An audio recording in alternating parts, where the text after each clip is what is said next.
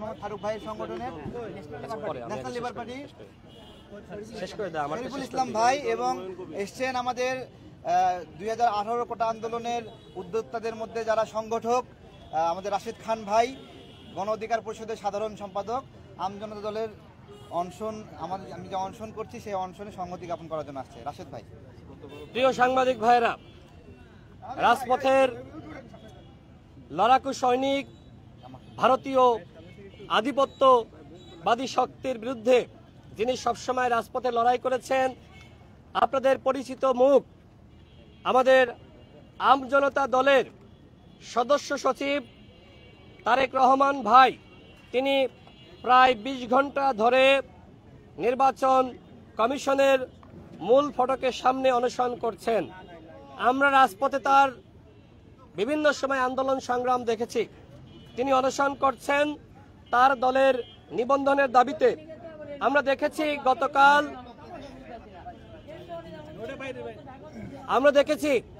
যে 3টি দলকে নিবন্ধন দেওয়া হয়েছে, এর মধ্যে এনসিপি নিবন্ধন পেয়েছে, আমরা তাদেরকে শুভকামনা জানাই। কিন্তু আরো বাকি 2টি দল কিভাবে নিবন্ধন পেয়েছে সেটি নিয়ে প্রশ্ন আছে।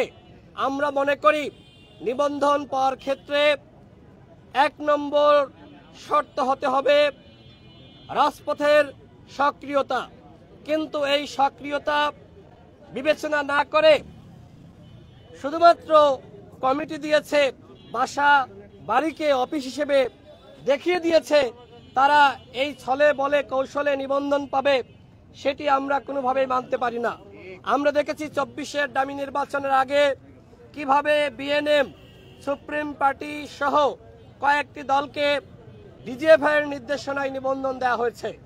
এর আগে প্রধান নির্বাচন কমিশনারের সাথে বৈঠক করে আমরা অনুরোধ জানিয়েছিলাম এই সকল ভুইফোর দলকে, যারা আগে ডিজিএফআই এর মাধ্যমে নিবন্ধন পেয়েছে, এদের অবশ্যই নিবন্ধন বাতিল করতে হবে। তাদেরকে বাতিল করা হয়নি, উল্টো আমরা দেখলাম গণ অভ্যুত্থানের পরে রাজপথের সক্রিয় দলগুলোকে নিবন্ধন দেওয়া হয়নি, এনসিপিকে দেওয়া হয়েছে। আমরা শুভকামনা জানাই। কিন্তু আরো 2টি দল, বিশেষ করে ডেস্টিনির প্রায় 42 লাখ গ্রাহকের অর্থ যারা আত্মসাৎ করেছিল, সেই দলও দেখলাম নিবন্ধন পেল। আমার প্রশ্ন হলো, এই দল কিভাবে নিবন্ধন পেল? 24-এর গণ অভ্যুত্থানের আগে আমরা এই দলকে কখনোই রাজপথে আমরা দেখি নাই। আমরা কখনোই দেখি নাই গণ অভ্যুত্থানের সময় তারা আসলে আন্দোলন সংগ্রাম করেছে। হঠাৎ করে জেল থেকে বের হলো, দল গঠন করলো, কমিটি দিল, বাসা বাড়িকে অফিস হিসেবে দেখিয়ে দিল, তারা নিবন্ধন পেল। কিন্তু তারেক রহমান, যাকে আপনারা সকলে চিনেন, রাজপথের জ্বালাময়ী বক্তব্য সকলে শুনেছেন, সবসময় সংগ্রাম করেছেন, এমনকি তিনি একাই মাইক হাতে সবসময় ভারতীয় পণ্য বর্জনের স্লোগান দিয়েছেন, পণ্য বর্জন করার আহ্বান জানিয়েছেন। এই গণ অভ্যুত্থানের সময় তারেক রহমান কিভাবে বিজিবির ট্যাঙ্কের সামনে দাঁড়িয়ে গিয়েছিল, কিভাবে বাঁশের লাঠি হাতে দেশের জনগণকে নেমে আসার আহ্বান জানিয়েছিল। এরপরে তাকে গ্রেপ্তার করা হয়, তাকে রিমান্ডে নির্যাতন করা হয়। আজকে তারেক রহমানের দলকে নিবন্ধন দেওয়া হয়নি। তারেক রহমান ভাই এখানে অনশন করছেন, তার সাথে সংহতি জানানোর জন্য আমার ব্যক্তিগত জায়গা থেকে তার প্রতি আমার যে শ্রদ্ধা, তার সংগ্রামের প্রতি আমার যে সহমর্মিতা, ভালোবাসা, সেই জায়গা থেকে আমি সংহতি জানানোর জন্য এসেছি। এখন প্রধান নির্বাচন কমিশনারের সাথে কথা বলবো। তিনি অসুস্থ হয়ে পড়ছেন, প্রায় 20 ঘন্টার অধিক সময় তিনি পাড়ি দিয়েছেন। এখানে সারা রাত তিনি শুয়েছিলেন, মশার কামড় খেয়েছেন। এইভাবে একজন রাজপথের সংগ্রামী নেতা তিনি রাস্তায় শুয়ে থাকবেন আর নির্বাচন কমিশনার বিন্দু তারা কোনো মন্তব্য করবেন না, সেটি হতে পারে না। তাদের মন্তব্য জানার জন্য, তারা কি ভাবছেন, কি করবেন, সেটি জানার জন্য মাননীয় প্রধান নির্বাচন কমিশনারের সাথে কথা বলার জন্য এই মুহূর্তে আমি যাব। তারেক রহমান ভাইয়ের যে আন্দোলন, সেই আন্দোলনের প্রতি আমার সংহতি রয়েছে, তারেক রহমান ভাইয়ের প্রতি ভালোবাসা রয়েছে। আমি মনে করি তারেক রহমান ভাই যে আন্দোলন করছে, এই আন্দোলন যৌক্তিক আন্দোলন এবং তার দল আমজনতার দলকে অবশ্যই নিবন্ধন দিতে হবে। ধন্যবাদ। আমি বলছি এটা তারেক রহমান ভাই বলবে, আমি তার আন্দোলনের সাথে সংগতি জানানোর জন্য এসেছি। দেখুন, আমরা জানি 100টি উপজেলা কমিটি লাগবে, 100টি উপজেলা অফিস লাগবে। আমি জানা সত্ত্বেও সেটা ঘাটতি রাখবো এতটা কি আমরা অবুঝ? আমরা 108টি উপজেলা কমিটি করেছি, 108টি জায়গায় অফিস আমরা দেখিয়েছি। আমাদের 21টি জেলা কমিটি লাগবে, আমাদের জেলা কমিটি আছে 43টি। এবং আমরা এটা হঠাৎ করে এখানে রাজনীতি করতে আসিনি, যে শখ হয়েছে অনেকগুলো টাকা ব্যয় করলাম, রাজনীতিতে নেমে গেলাম, দল একটা পেয়ে গেলাম, এরকম না। আমরা দীর্ঘদিন থেকে এখানে এই লড়াই সংগ্রাম করছি। 18 সালে আমাদের যে কোটা সংস্কার আন্দোলন, সেই আন্দোলনে আমি এখানে উদ্যোগ নিয়েছিলাম। তারপরে আমার মনে হয়েছে রাশেদ ভাই, নুরুল হক, নূর ভাই, ফারুক ভাই, তাদের হাতে নেতৃত্ব গেলে ভালো হবে। তাদেরকে বলছি আপনারা এটা ভালো পারবেন আমার চেয়ে। তারা নেতৃত্ব নিয়েছে, বিজয় এনে দিয়েছে।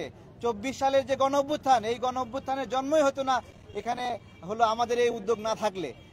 তো সেই জায়গা থেকে আপনারা যদি জিজ্ঞাসা করেন, বিভিন্ন শর্ত আছে। আমি জানি 100 টাকা দিলে একটা কাঁঠাল পাওয়া যাবে। আমি 90 টাকা নিয়ে ঘুরবো নাকি 100 টাকা নিয়েই ঘুরবো বলেন আমাকে? তাহলে আমি তো সেই প্রস্তুতি নিয়েই আসছি। আমরা সব কিছু দিয়েছি। প্রথম ধাপে তারা সবগুলো উপজেলায় যায়নি, মাত্র 36টি জেলায় গিয়েছে, উপজেলায় গিয়েছে, বাকিগুলোতে না গিয়ে রিপোর্ট দিয়ে দিয়েছে। দ্বিতীয়বারে 82টি উপজেলায় গিয়েছে, বাকিগুলোতে যায় নাই। হঠাৎ করে তারা তদন্ত স্থগিত করে দিল। তারপরে এরপরে বললো যে অধিক তদন্ত হবে, এবং সেখানে সচিবরা সকল উপজেলায় যায় নাই, তারা মাত্র 66টি উপজেলায় গেছে। তাহলে যদি 66টি উপজেলায় যায়, আমার মনে কোনো মানে হলো লুকাচুরি নাই। আমি বলছি সে 66টি উপজেলায় গেছে, বাইকগুলোতে যায় নাই। আমার আছে 108টিতে প্রস্তুতি রয়েছে আমার।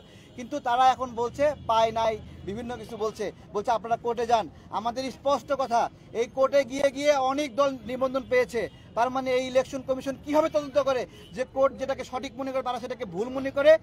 তাহলে এতগুলো তারা ভুল করছে, না হলে তো 10টা-15টা দলের ক্ষেত্রে তারা ভুল করছে। তাই এতগুলো দলের ক্ষেত্রে তারা ভুল করছে, তারা এখন আইসা আমার পরীক্ষা নিচ্ছে। এই নির্বাচন কমিশনের লোক তারা কারা? খুব ফেরেস্তা, তাই না? 18 সালে অনেক সুন্দর নির্বাচন করেছে, একবারে ফেরেস্তারা আমাদের নির্বাচন উপহার দিয়েছে।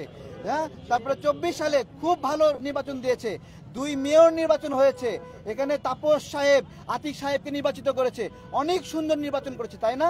তারা এসে আমাদের পরীক্ষা নিচ্ছে, আমরা সেই পরীক্ষাও দিয়েছি, এখন বলছে হচ্ছে না।